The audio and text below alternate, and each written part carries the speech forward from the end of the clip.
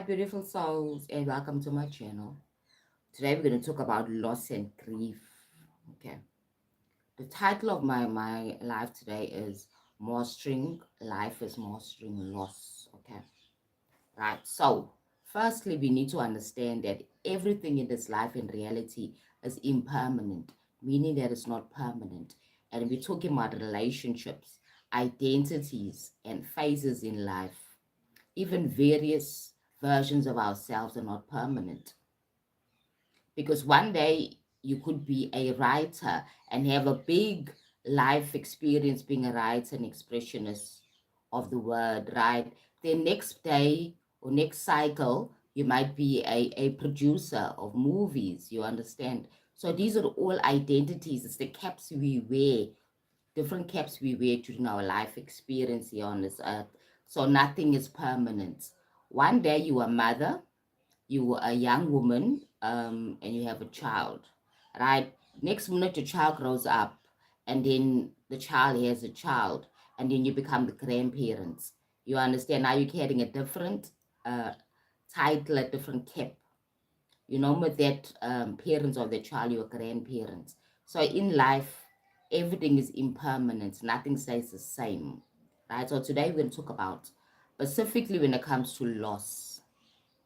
Okay, grief isn't just about death, it's about a loss. Okay, it's about transitioning and ending and letting go of what is no longer there, doesn't fit anymore in your life experience.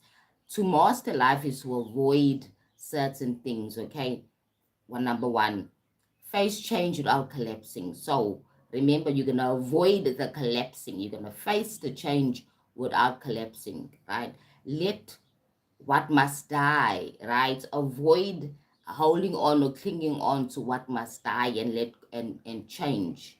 Now, human suffering is self-imposed because we tend to enmesh and attach ourselves to all circumstances and situations.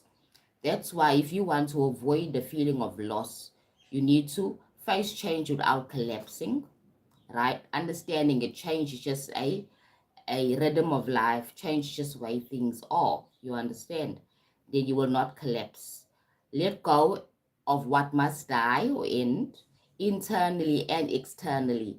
And internally, it can really be painful when you realize that now you need to let go of an identification of yourself, which you really, really were enmeshed to. You understand?